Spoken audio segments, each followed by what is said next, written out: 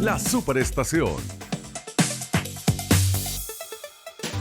12:27 de la tarde. Kiara, Rafa y Kiara, onda la Superestación. Aquí a mi lado hoy me acompaña mi pana Iván Tamayo. Qué gustazo, mi Rafa, qué gustazo. Mira, teníamos cuántos años que no nos veíamos, Tamayo. Yo creo que nos vimos hace unos años en Miami, que tú estabas haciendo cuando fuimos Our Town. Our Town. Esa fue la última vez que nos vimos. Ahí estuvimos, te fui a ver. Eso fue en el 17. Excelente como siempre. Y como en el 10, no tanto así, no puede ser. Claro, en el 17. Es que el tiempo se va volando, hermano, Sí. es impresionante. Pero ahí nos vimos la última vez. Yo tenía 9 años que no venía a Venezuela, ya. Y vine básicamente a ver a la familia, y a los amigos. Claro. Pero después nos hicieron una emboscada el Chiqui, el Héctor Manrique, a tu señora esposa y a mí, a Carlota y a mí. Y pues estamos en esto del Támesis, que vamos a hacer 4 funciones del 24 jueves, este jueves. Ya esta semana. Esta semana, el jueves, hasta el 27, 4 únicas funciones a las 7 de la noche en el Teatro Trasnocho del Paseo de las Mercedes. Esa es una obra maravillosa. Es una obra maravillosa que nosotros hicimos en el 2008, Carlota y yo. Sí. Hicimos una temporada súper exitosa, como de 6 meses estuvimos haciendo el Támesis más o menos, con muy buena receptividad del público y vino incluso en aquel entonces vino Vargas Llosa, que es el autor, una maravilla. Que fue una maravilla a verla y pues ahorita un poco me pasa con la obra y con los 9 años estos que tengo de estar fuera de Venezuela, que es que la sensación que tengo es que yo me fui ayer, que nada de esto tiempo que estuve afuera realmente pasó, que todo es tan mío, todo es tan mi casa. Bueno, todo es tuyo, este es tu país, bueno, es tu todo. casa, somos tus panas. Entonces es como que la sensación incluso llega a ser hasta física, que digo, no entiendo qué pasó aquí. Yo fui 9 años, pero la sensación que tengo es que nunca me fui. Bueno, porque uno deja como quien dice las raíces enterradas en el terruño.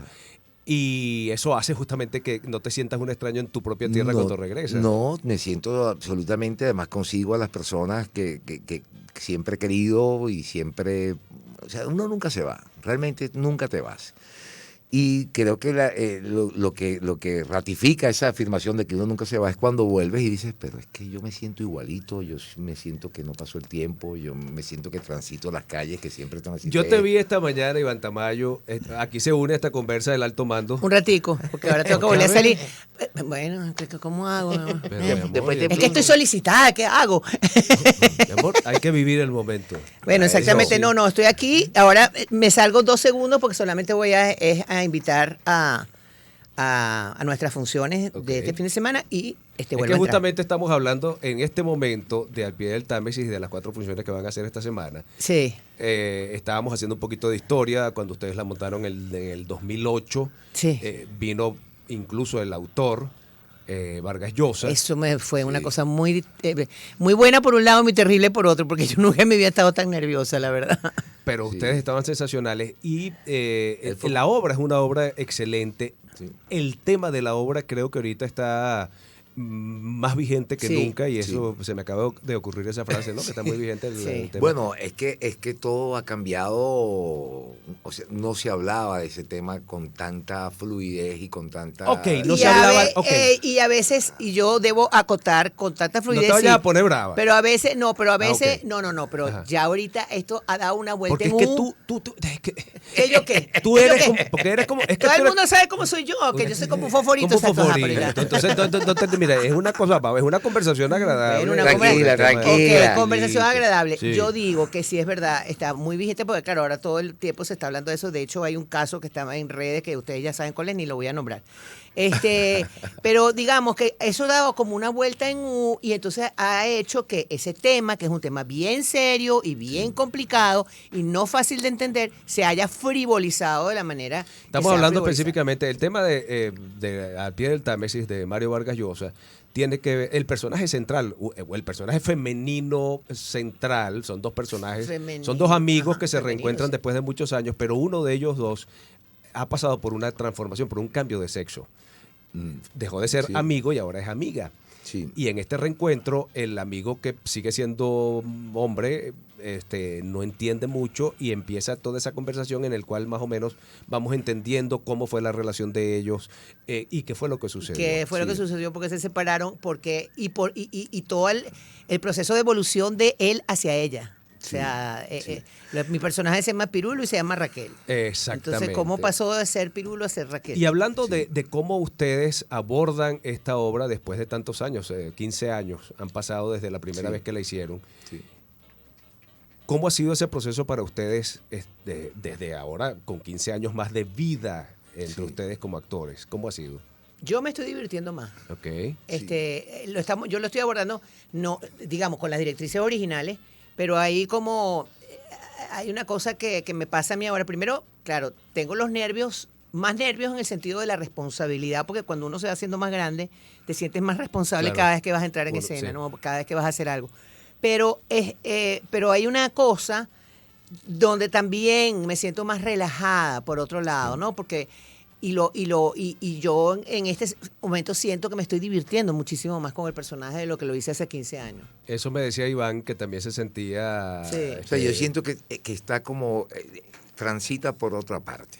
Exactamente cuál, creo que lo voy a ir viendo en el desarrollo. Pero yo sí siento que de repente me consigo en un punto de la obra y me está pasando que digo, esto yo en el 2008 lo sentía de otra manera. ¿De qué manera lo sentías tú en el 2008? Yo creo que en el 2008, bueno, el personaje tiene un tormento más o menos importante, ¿no? Sí. Que también se presta para ocasiones que pueden ser hasta de humor dentro de la tragedia que él vive. Pero también, tal vez más relajado, tal vez visto desde un punto un poco más comprensivo del asunto. Pero esto que te digo no es tan cerebral lo que me está pasando. Es una cosa más orgánico. Es más orgánico, donde me veo en estos últimos ensayos, sobre todo que ya la hemos estado pasando corrido, que soltamos el libreto, que ya estamos más sueltos, creo que me permito sorprenderme de otra manera ahora. Creo que en aquel momento era como que empujaba más la situación. En ese momento, ¿entendían ustedes, tenían bien claro lo que se trataba en el cambio de sexo? Porque era en ese momento, yo recuerdo que... No, si lo entendíamos lo entendíamos en el sentido de cómo podemos entenderlo unas personas que... A eso me refiero justamente. Que no tienen que ver con ese proceso, ¿no? Pero nosotros conversábamos muchísimo, por ejemplo, con Tamara Adrián. Sí. Acabo de decir en otra entrevista que me preguntaron, ¿tú estás haciendo de Esdras Parra? Yo no estoy haciendo de Esdras Parra. Hay una anécdota que hoy en día, por cierto, me dicen que aparentemente como que no fue así tal, pero bueno, se dice que Esdras Parra se encontró con Cabrera Infante en un hotel de Londres una vez que él se había cambiado de sexo. Se le apareció como mujer. Sí. Y que de esa historia, de esa anécdota, Vargas Llosa inventó esto, pero ambos personajes son personajes de la imaginación de Vargas Llosa. Sí. No son nada. Ceñidos a la realidad. No es como la película de Luis Fernández de Tamara, porque esa sí se llamaba Tamara y estaba basada en Tamara Adrián. Sí. Esto no. Estos son personajes ficticios, pero claro, entender el proceso, sí nosotros tuvimos consultas con Tamara, por ejemplo, para que nos explicara cómo era ese proceso y por qué alguien pasaba por algo tan duro.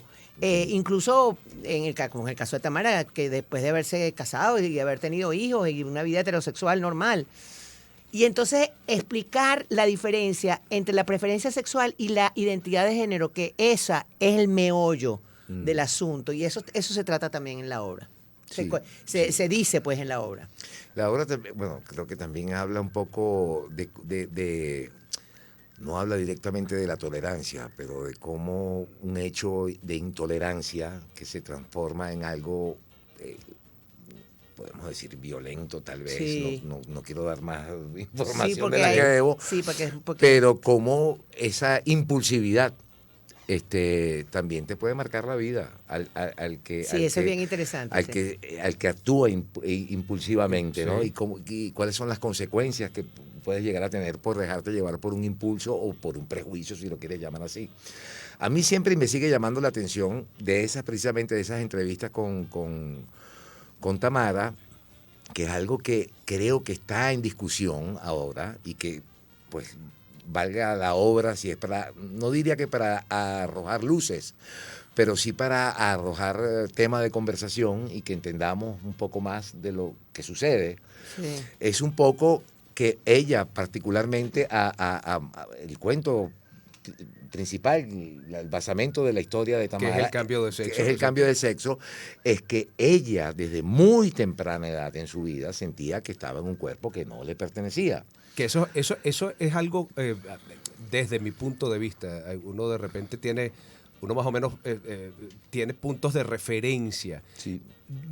Para mí me resulta un poco complicado entender cómo una persona se siente en un cuerpo que no le pertenece, siendo tú un individuo. Entonces, claro, pero digamos, entiendo que es distinto a la inclinación sexual. A la inclinación sexual, pero también implica un poco, o sea, que si la pieza, digamos, sirve para que arrojar una suerte de entendimiento, porque siento que si bien ha ganado mucho espacio el entendimiento de esta situación de alguien que quiere sencillamente cambiar de sexo porque siente que no pertenece a ese género, también creo que es importante entender que hay incluso generaciones anteriores a las mías también, y posiblemente a las mías, que no nos es tan sencillo de entender. Claro. Entonces, creo que lejos de buscar confrontación, lo que deberíamos buscar es el entendimiento. Estoy de acuerdo contigo. Sí. Mientras nosotros digerimos esta información, los vamos a escuchar Qué bonito de Vice. Y al regreso seguimos conversando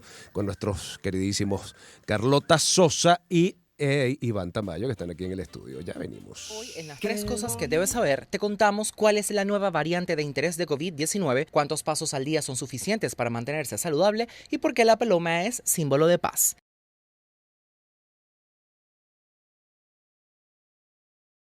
La Organización Mundial de la Salud designó esta semana una nueva variante de COVID-19 como variante de interés. Se le conoce como Eris, relacionada con una subvariante de Omicron, y está aumentando su prevalencia en países como Estados Unidos, China, Japón, Canadá y Reino Unido. Sin embargo, según la OMS, no representa un riesgo particular a la salud pública.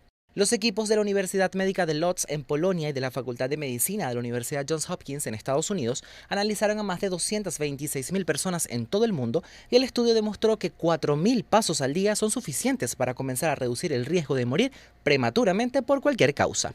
Uno de los símbolos más usados en el mundo es la paloma, a menudo considerada como un poderoso emblema de paz. En 1949, Pablo Picasso participó en el Congreso Mundial de la Salud, que buscaba reunir a la sociedad tras la Segunda Guerra Mundial. Para ello, se diseñó un cartel con la litografía de una paloma, dibujo que se hizo muy popular y desde ese momento se estableció de forma inconsciente la paloma blanca como símbolo del deseo de paz en el mundo. Soy David Peñaranda y para conocer más notas como estas ingresa a mundour.com. Los billetes de $20 que son los más utilizados en el país. Por favor, preste atención. Es importante el tacto. Tocarlos es fundamental para sentir el papel, ya que la textura del billete falso es más dura que la de real. Recuerde que el billete de $20 se le reconoce rápidamente por visualizarse en él el rostro del presidente estadounidense Andrew Jackson. Además de ello, cuando se coloca a contraluz, se aprecia un hilo incrustado en orientación vertical. En este hilo está impreso el texto USA 20 y una bandera pequeña.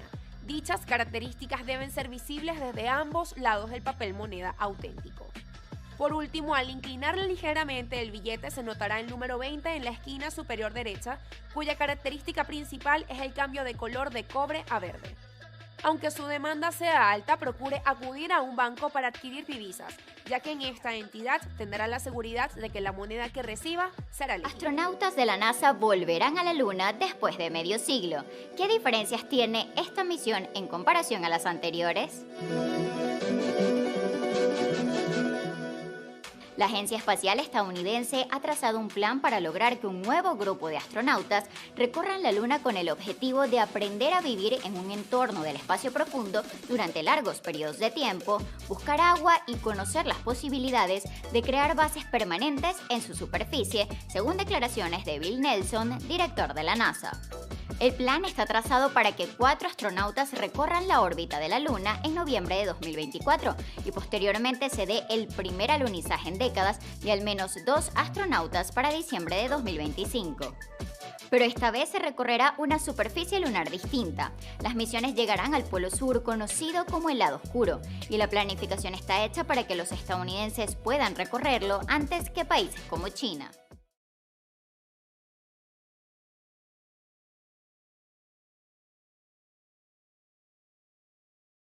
Hoy, en las 3 cosas que debes saber, te contamos cuál es la nueva variante de interés de COVID-19, cuántos pasos al día son suficientes para mantenerse saludable y por qué la paloma es símbolo de paz.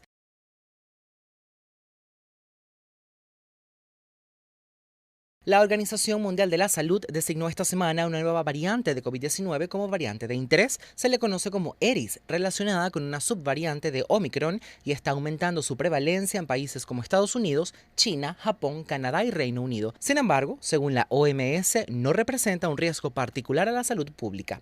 Los equipos de la Universidad Médica de Łódź en Polonia y de la Facultad de Medicina de la Universidad Johns Hopkins en Estados Unidos analizaron a más de 226.000 personas en todo el mundo y el estudio demostró que 4.000 pasos al día son suficientes para comenzar a reducir el riesgo de morir prematuramente por cualquier causa. Uno de los símbolos más usados en el mundo es la paloma, a menudo considerada como un poderoso emblema de paz. En 1949, Pablo Picasso participó en el Congreso Mundial de la Salud, que buscaba reunir a la sociedad tras la Segunda Guerra Mundial. Para ello, se diseñó un cartel con la litografía de una paloma, dibujo que se hizo muy popular y desde ese momento se estableció de forma inconsciente la paloma blanca como símbolo del deseo de paz en el mundo. Soy David Peñaranda y para conocer más notas como estas ingresa a mundour.com. Los billetes de $20 que son los más utilizados en el país. Por favor, preste atención. Es importante el tacto. Tocarlos es fundamental para sentir el papel, ya que la textura del billete falso es más dura que la de real. Recuerde que el billete de $20 se le reconoce rápidamente por visualizarse en él el rostro del presidente estadounidense Andrew Jackson. Además de ello, cuando se coloca a contraluz, se aprecia un hilo incrustado en orientación vertical. En este hilo está impreso el texto USA 20 y una bandera pequeña.